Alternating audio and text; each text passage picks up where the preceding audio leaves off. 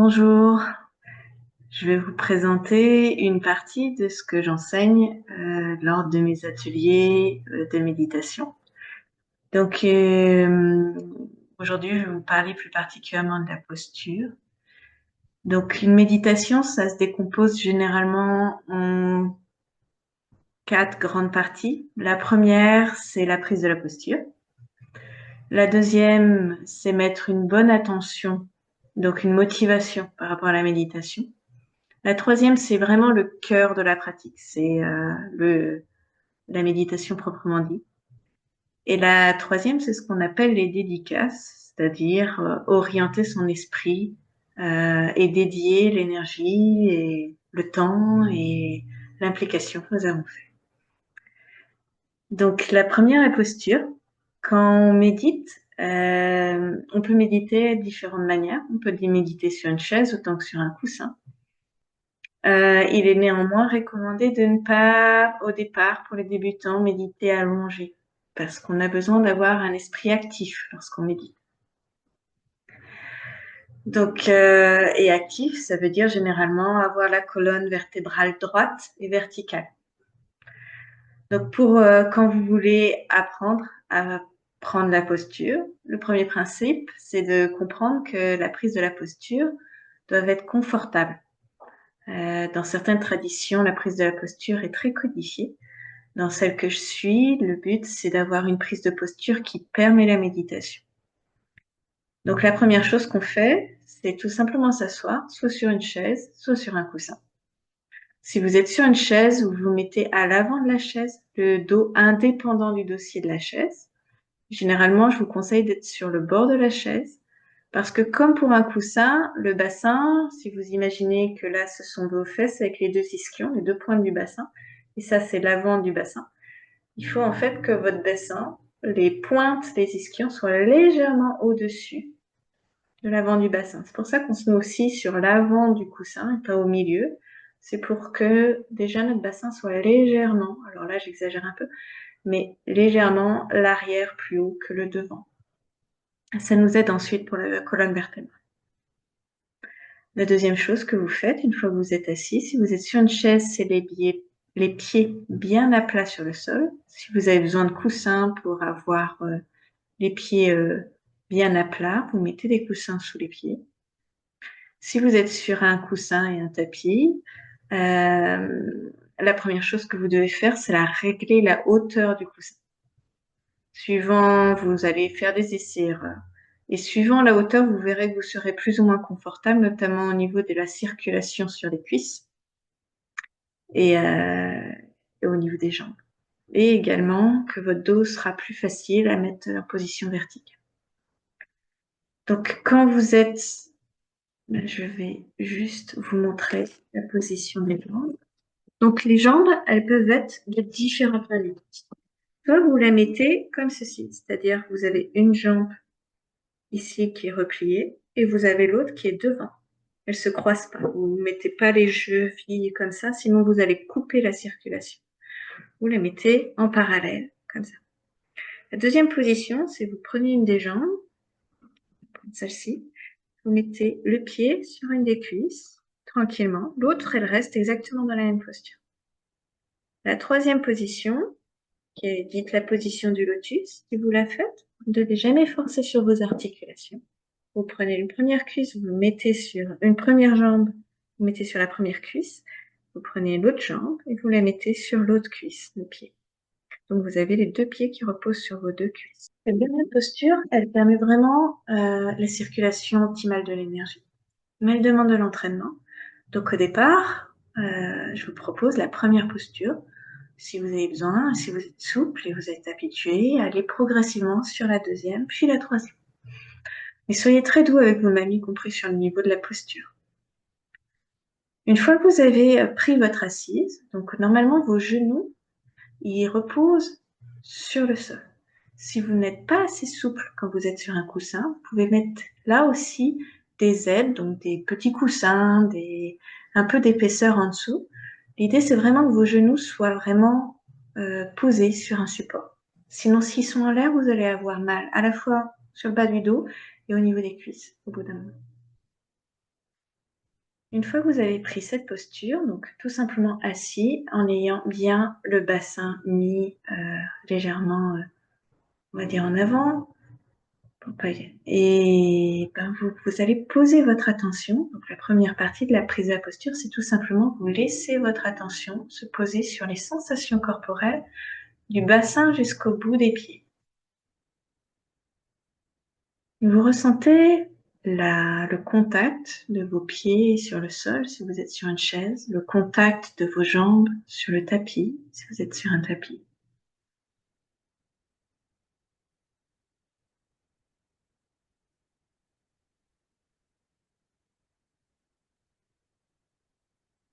Vous prenez le temps.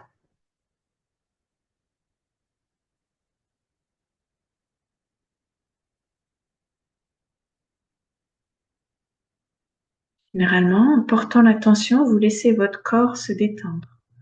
Donc, vous laissez les muscles de vos jambes, de vos cuisses, toutes les sensations autour des genoux, des chevilles, jusqu'au bout des pieds. Vous laissez tout se détendre. La posture doit être la plus naturelle possible, la plus détendue possible.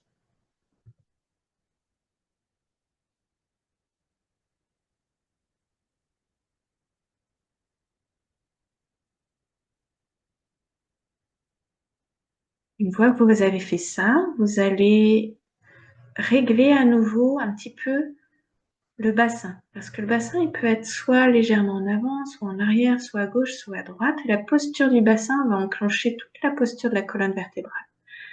C'est comme si vous positionnez bien votre bassin pour avoir les racines bien mises. Donc, dans ce cas-là, on peut faire une visualisation. On peut visualiser un fil qui part d'en dessous du nombril. On dit 3 doigts en dessous, mais c'est pas forcément précis. Mais vous visualisez ce fil qui part, il part très proche de la colonne vertébrale, donc plutôt à l'arrière de votre corps. Il va passer au niveau de votre bassin. Au niveau de votre bassin, pour voir exactement le point où il passe, vous pouvez serrer les muscles autour de l'anus, les muscles autour du sexe, et au milieu, vous avez un point intermédiaire on va considérer comme fixe, qui bouge moins quand vous serrez les deux. Donc là, ça prend du temps, il faut que vous ressentiez en fait. Donc là, vous serrez les deux séries de muscles pour essayer de ressentir ce point intermédiaire et laisser passer ce fil à ce niveau-là. Vous allez laisser passer ce fil et descendre tranquillement jusqu'au centre de la Terre, comme s'il allait à la verticale jusqu'au centre de la Terre. Quand vous faites ça, vous avez peut-être la nécessité de bouger votre bassin légèrement, quelques millimètres ou dixièmes de millimètre vers l'avant ou vers l'arrière ou gauche, droite. L'idée est de bien ressentir comme si naturellement votre bassin était positionné pour que le fil passe bien à la verticale.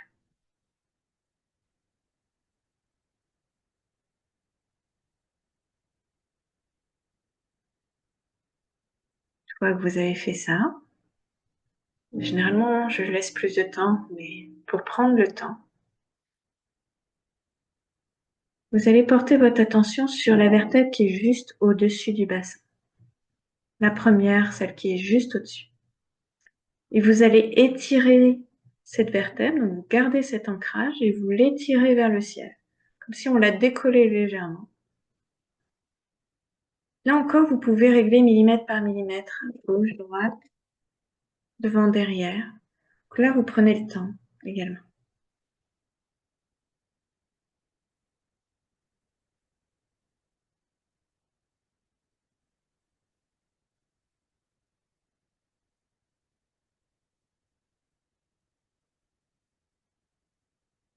Et vous continuez la vertèbre d'au-dessus, donc vous étirez légèrement. L'idée, c'est qu'on va rendre la colonne vertébrale droite, mais en gardant la courbure naturelle. Donc c'est vraiment un étirement léger. Souvent, je me prends la comparaison comme un chat. Vous voyez un chat qui s'étire vertèbre par vertèbre.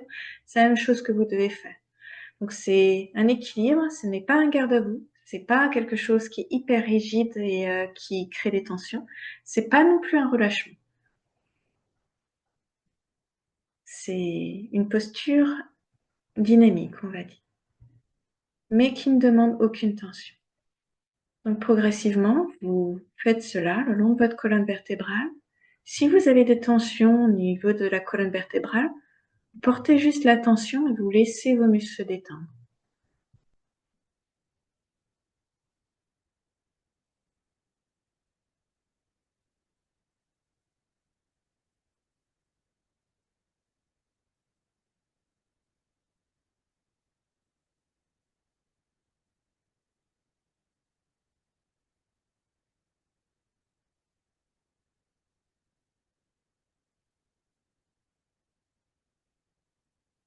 Une fois que vous êtes au niveau des épaules, ou en tout cas au niveau de la cage thoracique, ce que vous allez faire, vous allez faire une rotation des épaules.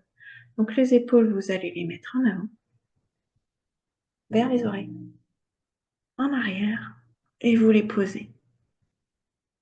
Ça ouvre toute la cage thoracique, la région du cœur. Ça vous permet aussi l'élévation de la colonne vertébrale de manière plus fluide. Et ça détend aussi vos muscles derrière. On a souvent des tensions sur les trapèzes. Donc ça aussi, on va essayer de les détendre. Et continuez toujours cette notion de colonne vertébrale qui s'élève, y compris au niveau des vertèbres de la nuque.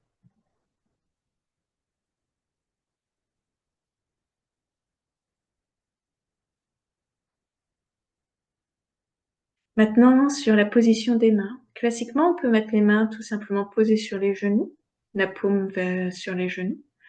Ou sinon, si vous voulez, dans une position de méditation, vous mettez la main gauche en bas, la main droite au-dessus, les pouces qui se touchent, et ces mains qui sont mises comme ça, vous les mettez tout simplement au niveau de votre bassin. Les bras sont écartés du corps, on laisse l'air passer sous les aisselles.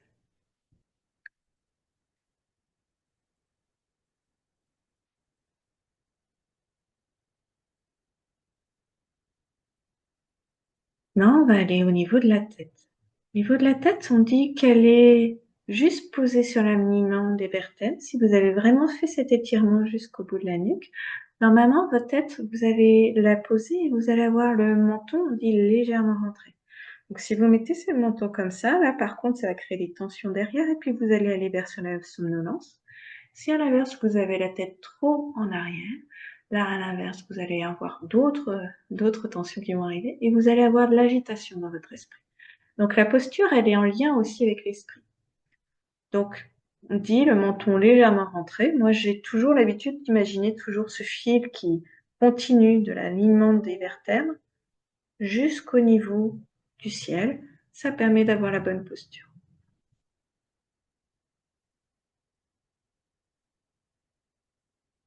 Maintenant, ce que je vais vous proposer, c'est de détendre vos mâchoires. Donc, vous détendez tous les muscles des mâchoires. Votre bouche, elle peut être légèrement desserrée. Mais en fait, ce qui est important, c'est que tous les muscles autour de la bouche, dans la bouche, les muscles de la langue, tous se détendent.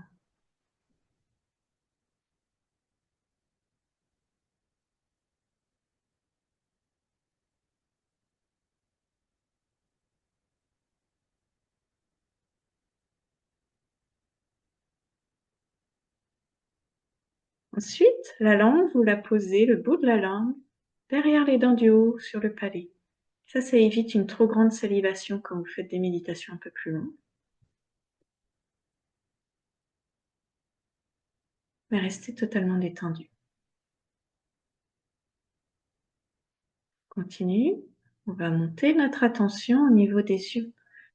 Les yeux, dans les méditations, on conseille de les garder entrouverts et non pas fermés. Au début, les débutants, ils aiment bien fermer les yeux. Ça semble plus facile de méditer les yeux fermés, mais c'est une habitude qui peut être compliquée ensuite à enlever pour certains, notamment si on fait de la concentration. Donc, je vais vous conseiller de prendre tout simplement une bonne habitude dès le départ, dont les yeux entrouverts, on dit mi-clos. Alors, pour faire simple, c'est simple. Vous regardez vers le bas, vers le sol, à peu près 1 ou 2 mètres devant vous, et vous verrez que quand vous faites ça, vos yeux ne sont pas fermés, ils sont mi-clos.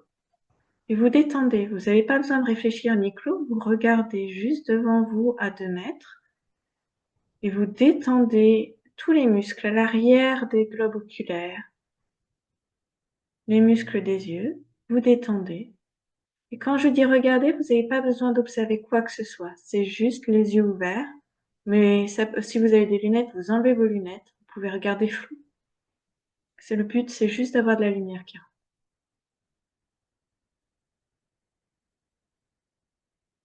Vous détendez tous les muscles du crâne, tous les muscles du sommet du crâne, de l'arrière du crâne.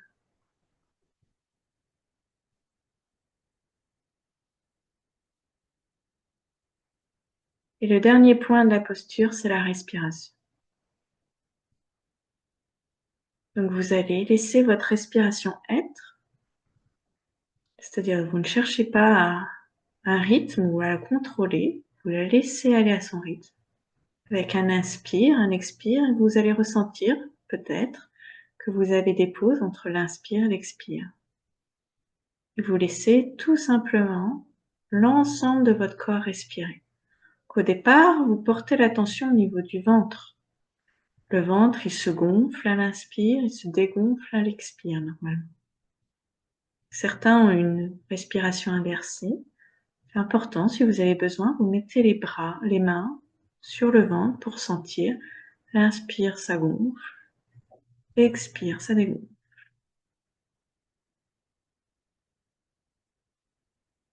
Pour ceux qui sont plus habitués, vous pouvez ressentir que ce gonflement-dégonflement du corps, il se répercute déjà à l'arrière du dos, sur les côtés, sur l'ensemble, bien sûr, de la cage thoracique. Mais vous pouvez le ressentir aussi, ces répercussions beaucoup plus fines au niveau des bras, au niveau des jambes. En fait, plus votre attention va se développer, plus vous allez sentir que votre corps, on dit bien tout le corps, respire. On ressent des sensations liées à les respirations, surtout au corps.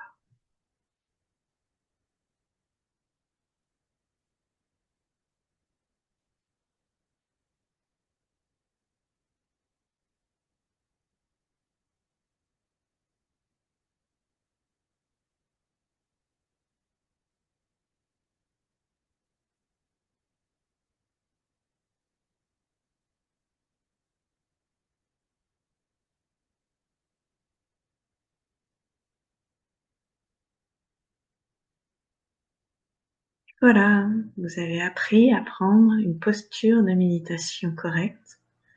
Pour la prochaine vidéo, je vous expliquerai la motivation. J'espère que ça vous a été utile. N'hésitez pas à me le dire, à m'envoyer des messages ou à partager si vous trouvez que c'est utile. Je vous remercie. Je vous souhaite de très belles méditations.